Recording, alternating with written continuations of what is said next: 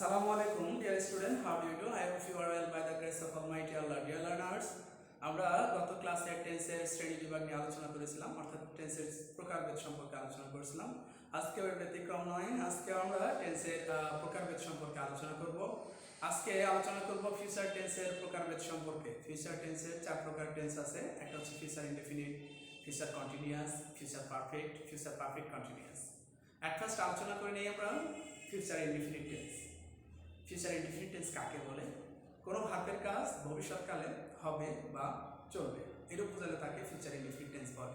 কি বললাম? কোনো ভার্বের কাজ ভবিষ্যৎকালে হবে বা চলবে, এরূপ বোঝালে তাকে ফিউচার ইনডেফিনিট টেন্স বলে। এই টেন্সের একটা ফরমেশন আছে। ফরমেশনটা হচ্ছে কি, সাবজেক্ট প্লাস অক্সিলারি ভার্ব হিসেবে শ্যাল উইল প্লাস মূল ভার্বের প্রেজেন্ট ফর্ম প্লাস অবজেক্ট। তাহলে সাবজেক্টের পরে কি হয়? শ্যাল অবলিক উইল, তারপর হচ্ছে মূল ভার্বের present form plus object. Example হিসেবে বলতে পারি কি, যে দে উইল প্লে ক্রিকেট, তারা ক্রিকেট খেলবে।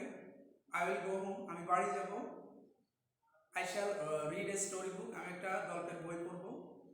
এই টেন্সের মধ্যে একটা নোট আছে। নোটটা হচ্ছে কি, যে ফিউচার ইনডেফিনিট টেন্সে সাবজেক্ট যদি ফার্স্ট পারসন হয় সেই ক্ষেত্রে শ্যাল, অন্য সকল ক্ষেত্রে উইল ব্যবহার হয়, তবে ফার্স্ট পারসনেও উইল ব্যবহার করা যায়।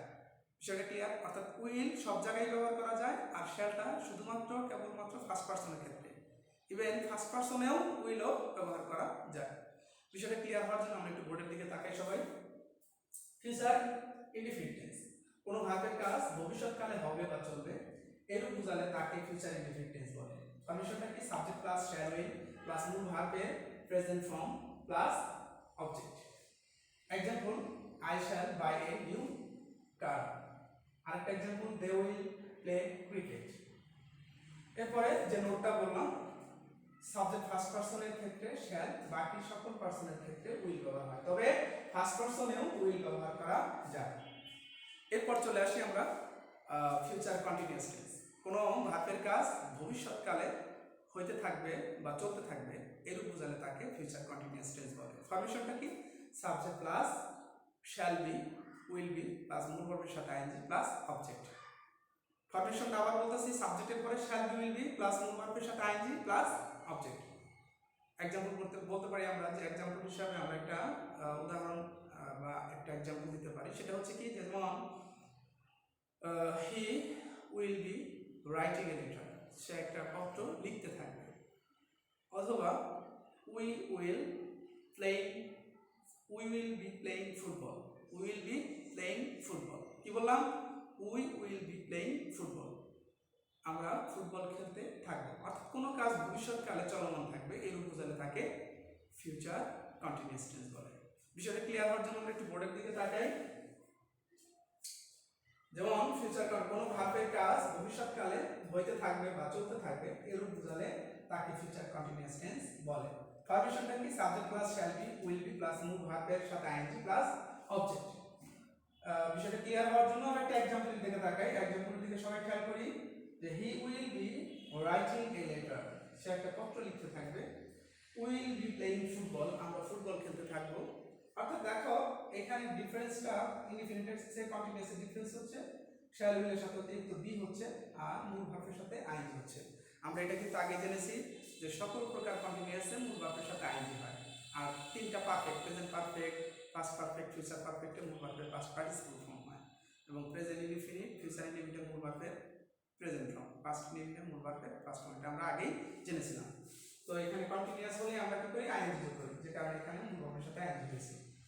এরপর চলে আসি আমরা future perfect tense. Future perfect tense, কোনো ভার্বের কাজ ভবিষ্যৎকালে শেষ হয়ে থাকবে, কোনো কাজ ভবিষ্যৎকালে শেষ হয়ে থাকবে, এরূপ বোঝালে তাকে ফিউচার পারফেক্ট টেন্স বলে। কি বললাম? কোনো ভার্বের কাজ ভবিষ্যৎকালে শেষ হয়ে থাকবে, এরূপ বোঝালে তাকে ফিউচার পারফেক্ট টেন্স বলে।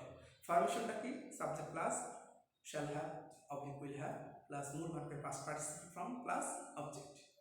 আবার বলি, subject plus shall have oblique will have plus মূল ভার্বের past participle form plus object. একটা এক্সাম্পল দেই, যেমন I shall have finished the work. অথবা আরেকটা এক্সাম্পল দিতে পারি আমরা, যে he will have finished the work. অথবা দিতে পারি they will have done the sum. They will have done the সাম। বিষয়টা ক্লিয়ার হওয়ার জন্য আমরা একটু বোর্ডের দিকে তাকাই সবাই।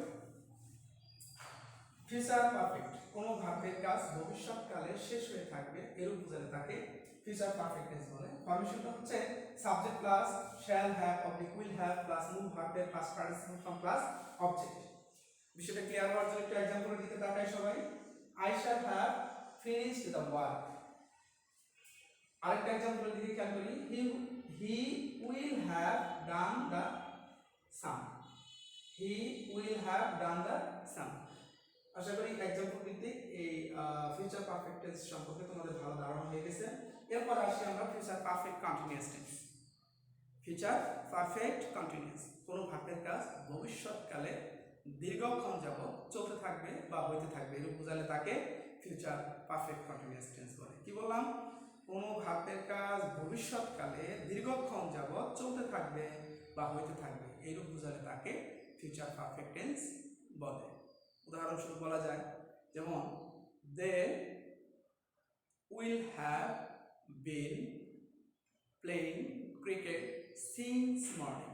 তারা সকাল থেকে ফুটবল খেলতে থাকবে। এই যে ভবিষ্যৎকালে একটা দীর্ঘক্ষণ যাবৎ কাজ চলমান, সেটা হচ্ছে কি ফিউচার পারফেক্ট কন্টিনিউয়াস টেন্স। এই টেন্সের ফর্মেশনটা হচ্ছে subject plus shall have been will have been plus মূল ভার্বের সাথে আইএনজি প্লাস অবজেক্ট। কি বললাম? ফর্মেশনটা আবার একটু শুনে নেই। Subject plus shall have been will have been plus মূল ভার্বের সাথে আইএনজি প্লাস অবজেক্ট। আশা করি এই एग्जांपल ভিত্তিক এই টেন্সটা তোমরা ভালোভাবে বুঝতে পেরেছো। ডিয়ার লার্নার্স, বিষয়টা ক্লিয়ার হওয়ার জন্য আমরা একটু বোর্ডের দিকে তাকাই। ফিউচার পারফেক্ট কন্টিনিউয়াস টেন্স, কোনো ভার্বের কাজ ভবিষ্যৎকালে দীর্ঘক্ষণ যাবত হইতে থাকবে বা চলতে থাকবে এরূপ বোঝালে তাকে ফিউচার পারফেক্ট কন্টিনিউয়াস টেন্স বলে। Formation subject plus shall have been will have been plus মূল ভার্বের সাথে আইএনজি প্লাস অবজেক্ট। এরপর খেয়াল করি একটা एग्जांपल দিলে বিষয়টা আরো ক্লিয়ার হয়। एग्जांपलेর দিকে তাকাই আমরা। Milan will have been playing cricket since morning. Milan সকাল থেকে ক্রিকেট খেলতে থাকবে, অর্থাৎ ভবিষ্যৎকালে দীর্ঘক্ষণ যাবত কাজটা চলমান থাকবে এরূপ বোঝালে তাকে ফিউচার পারফেক্ট কন্টিনিউয়াস টেন্স বলে। তো আমরা আশা করি এই एग्जांपलটা ভালো বুঝতে পেরেছি। আর একটু ক্লিয়ার হওয়ার জন্য আরেকটা एग्जांपलेর দিকে তাকাই আমরা। They will have been working in the field for 2 hours. তারা 2 ঘন্টা যাবত মাঠে কাজ করতে থাকবে। কি বললাম? They will have been working in the field for 2 hours. তারা 2 ঘন্টা যাবত মাঠে কাজ করতে থাকবে, অর্থাৎ ভবিষ্যৎকালে একটা দীর্ঘ সময় 2টা ঘন্টা। তবে এই টেন্সের মধ্যে সিন্স এবং ফরের ব্যবহার আছে। এই টেন্সে কি আছে? সিন্স এবং ফরের ব্যবহার, অর্থাৎ নির্দিষ্ট সময় বোঝাতে সিন্স ব্যবহার করতে হয়, অনির্দিষ্ট সময় বোঝাতে ফর ব্যবহার করতে হয়। অর্থাৎ হইতে বা থেকে হলে সিন্স, যাবত বা ধরে বোঝাতে ফর ব্যবহার। অর্থাৎ এই যে 2 ঘন্টা 1 ঘন্টা 3 ঘন্টা 5 ঘন্টা, এটা কিন্তু এইটা হচ্ছে একদম অনির্দিষ্ট একটা সময়। এটা আসলে 2 ঘন্টা বা 3 ঘন্টা বা 1 ঘন্টা এটা কখনকার সময়, সকাল না বিকাল না দুপুর, এটা একটা অনির্দিষ্ট সময়। যে কারণেই এই যে 2 hours 3 hours 4 hours an hours এইগুলোর ক্ষেত্রে আমরা ফর ব্যবহার করব। আর যদি নির্দিষ্ট সময় বোঝায়, যেমন সকাল থেকে বিকেল থেকে রাত্রি থেকে দুপুর থেকে, এই ক্ষেত্রে আমরা সিন্স ব্যবহার করব। ডিয়ার লার্নার্স, আশা করি एग्जांपल ভিত্তিক আজকে আমরা ফিউচারের 4টি শ্রেণী অর্থাৎ 4টি প্রকার আমরা জানলাম। এই 4টি প্রকারের মধ্যে তোমাদের কোথাও বুঝতে সমস্যা হলে অবশ্যই আমাকে কমেন্টস করবে, আমি বুঝিয়ে দেওয়ার চেষ্টা করব ইনশাআল্লাহ। তো বিষয়টা ক্লিয়ার হওয়ার জন্য আমি আরেকটু তোমাদেরকে ক্লিয়ার করে দিচ্ছি। ফিউচার ইনডিফিনিট টেন্স, কোনো ভার্বের কাজ ভবিষ্যৎকালে হবে বা চলবে এরূপ বোঝালে তাকে ফিউচার ইনডিফিনিট টেন্স বলে। কোনো ভার্বের কাজ ভবিষ্যৎকালে চলমান থাকবে, হইতে থাকবে, এটা হচ্ছে ফিউচার কন্টিনিউয়াস টেন্স। কোনো ভার্বের কাজ ভবিষ্যৎকালে শেষ হয়ে থাকবে, সেটা হচ্ছে ফিউচার পারফেক্ট। আর কোনো ভার্বের কাজ ভবিষ্যৎকালে দীর্ঘক্ষণ যাবত চলতে থাকবে বা হইতে থাকবে এরূপ বোঝালে তাকে ফিউচার পারফেক্ট কন্টিনিউয়াস টেন্স বলে। ডিয়ার লার্নার্স, আশা করি আজকের এই 4টি টেন্স তোমরা ভালোভাবে বুঝতে পেরেছো। অবশ্যই না বুঝলে, কোথায় বুঝো না সেটা অবশ্যই আমাকে কমেন্টস করে জানাবে, আমি বুঝিয়ে দেওয়ার চেষ্টা করব। পরবর্তী ক্লাসের পূর্ব পর্যন্ত সবাই ভালো থাকো, সুস্থ থাকো। May Allah bless you, may Allah help you, best of luck, আল্লাহ হাফেজ।